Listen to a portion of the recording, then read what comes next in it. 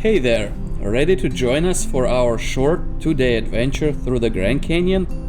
Let's dive in. First stop, the west entrance. Picture perfect views from the Eagle Point and the legendary glass bridge hanging over the canyon sounds like a place to go. But you need to know a few things. It's a bit crowded out there, and despite it being rather early in the morning, and we got there around 9:30 a.m., this place was already busy. The line to get on a bridge was huge and we had to wait close to an hour to get in. The other disappointing thing is that you absolutely can't get your camera with you on a bridge. And if you want your pictures taken, you have to purchase it from them. And that's some lamest pictures you'll see, and the videos wasn't even an option. A lot more interesting place at the West Gate, in our opinion, was the Guano Point. To get there, you need to hop on a bus for about a 10-minute ride. There's plenty of awesome scenery out there, and it's not nearly as jam-packed with people as the other place.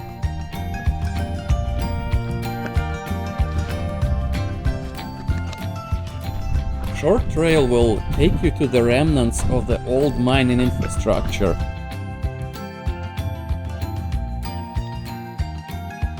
You'll see some old equipment and relics out there telling stories of hard work and adventure etched into this landscape. The hike to the top is pretty easy and the panorama worth every step. Just be careful walking back, as these rocks can be quite slippery. The next day was the real deal. We decided to walk one of the most known trails in the Grand Canyon Park, the South Kaibab Trail. It's a 4-hour drive for us to get there from the West Gate, so we decided to stay in Williams overnight and get to the park early morning next day.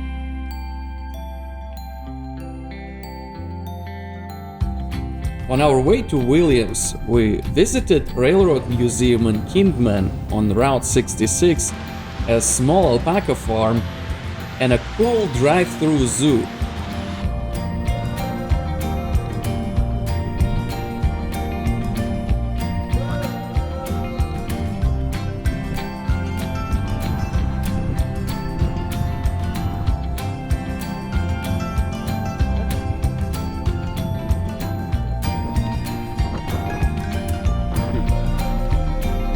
Look at these antlers. Oh my god.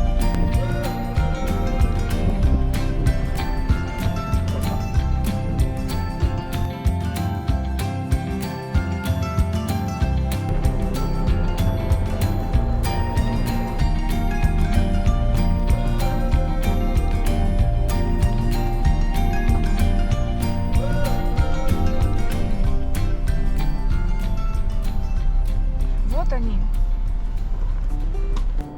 The next morning, we rolled out back to the park, thinking to get a spot by the trailhead, only to realize we need to hop on another bus to get us there. Turns out it's all part of the adventure over there.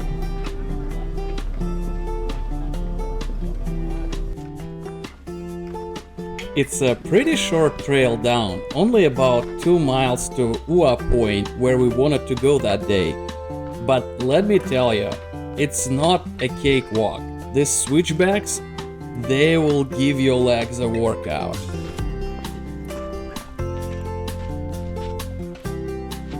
This trail was originally constructed in 1920s to provide access to the Colorado River for miners.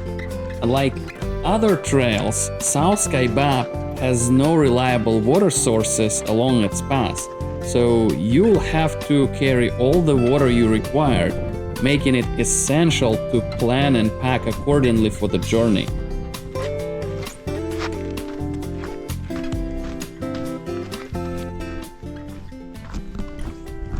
It's also one of the steepest trails in Grand Canyon, descending approximately 4,800 feet in just over 6 miles if you go all the way down to the river. And unlike some other trails, South Kaibab doesn't permit overnight camping, so you have to plan accordingly and make sure you can return safely. There are tons of places with fantastic views along the path, and despite its being a very popular trail, it wasn't crowded there at all.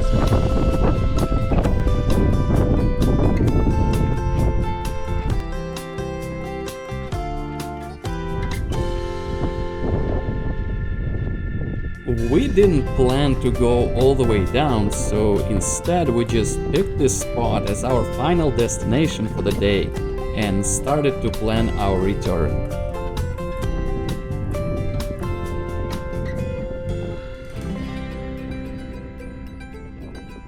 Surprisingly, heading back wasn't the uphill battle we thought it would be. The trail isn't tricky, it feels less steep than it really is.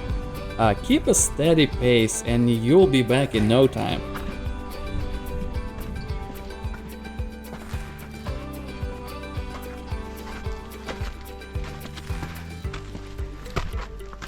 But there's a kicker. We were here in November. July, that's a whole new ballgame. The heat will likely hit different, and that steady pace might need a rethink. Definitely something to consider if you're planning a summer hike. That's it, we made it all the way back. It was quite a strenuous hike, but we made it. We hopped back on a bus, and since we wrapped up earlier than planned, we thought, why not check out another spot? We heard about the Yaki Point's incredible viewpoints, so we were eager to check it out. With high expectations, we made our way there. And guess what? This place did not disappoint at all.